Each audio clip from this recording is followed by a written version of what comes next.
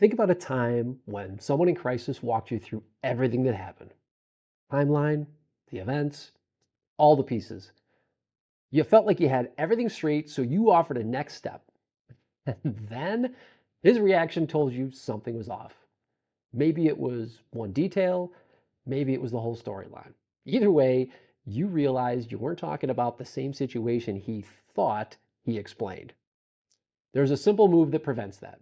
It keeps you from responding to the wrong problem and helps you guide the call in the right direction. I'll show you what that move is and how it clears up the kind of hidden detail most officers don't realize they missed. I'm Troy Seward. After 3 decades in law enforcement and training thousands of officers in crisis communication, I've learned the value of getting the story right when someone's in a mental health crisis. Clear communication can completely change the direction of these calls. So here's the real question. You make sure you're working off the right story before you take your next step. There's a simple way to confirm what you heard and move the call forward with confidence. It's one of the easiest tools we have, but we're eager to solve the problem and move the call forward, so we sometimes skip it. It's called summarizing. Summarizing is simply giving a quick, big picture version of the person's whole story in your own words. You're telling them what you believe they just told you so the two of you can confirm you're talking about the same thing. And when you do it right, it clears up any misunderstandings before they derail the call. So let's look at 3 tips to help you summarize effectively. And pay attention to the second tip because it's the part that makes a big difference in the scenario I'll show you later. Tip number 1, say what you heard. Start by putting their story into your own words. Keep it focused on the facts that matter for resolving the call. A big thing to avoid here is adding meaning or emotion that they didn't actually say. So, no reading between the lines or inserting your own opinions. You're simply telling them what you believe they just told you so both of you can confirm you're working off the same information.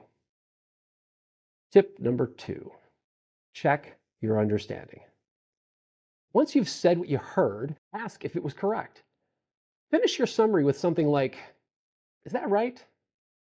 Or did I miss something? This gives them a chance to correct anything you might have gotten wrong. It also shows you're not rushing to a solution. This step builds trust, lowers defensiveness, and helps you guide the call toward resolution instead of guessing what the real issue is. Tip number 3, timing matters. Summarizing works best when they're finished talking and waiting for you to respond. That moment is where misunderstandings often happen.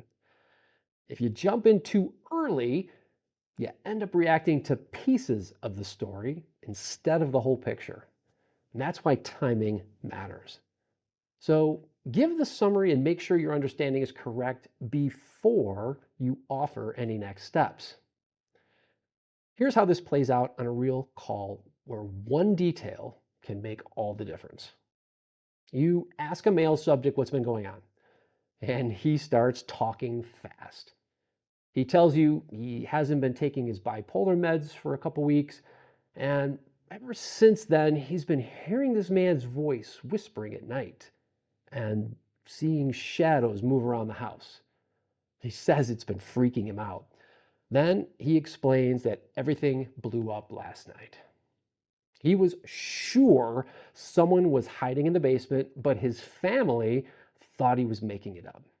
Next thing he knew, everyone was yelling, and he says at one point, he and his brother even got into it physically before things totally fell apart.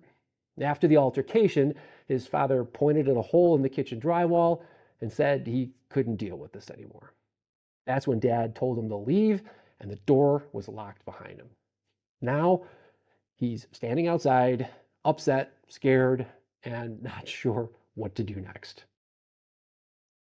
When he stops talking, you feel like you've got a good handle on things.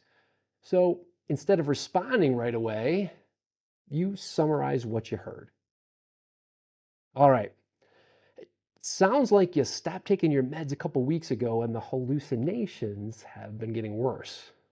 Tonight, you argued with your family about someone being in the basement, and when things got heated, you punched the wall. Then they told you to leave and locked you out. Is that about right? And he says, yeah, but I didn't punch the wall. My brother swung at me, I ducked, and he put a hole in the drywall. They blamed me because they thought I was the one who started it. That one correction changes everything. It shifts how you view safety, how you talk to them, and what options make sense going forward. Summarizing caught it. If you'd responded based on your first impression, you would have been talking to the wrong problem. And that's what summarizing does on a real call. And here's the part you want to remember.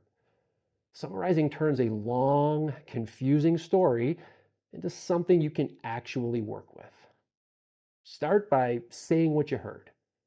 Check to make sure you got it right, and use it after they've finished talking and are waiting for your response. Using summarizing in this way has several benefits. It shows them you're really listening. It keeps your decisions tied to the facts. It stops you from solving the wrong problem. And it helps you move the call in the right direction. And mental health crisis calls, clarity and trust help to achieve a smooth resolution. As you can see, summarizing helps you get both. Before we wrap up, here's a look ahead. The next video is all about I and we statements, a tool you can use to guide someone in crisis without triggering defensiveness. If you're working to strengthen your crisis communication skills, subscribe to the channel and check out my free monthly email, The Insightful Responder. In the meantime, stay safe out there and remember, train to respond, not just react, so you can make a difference when it matters most.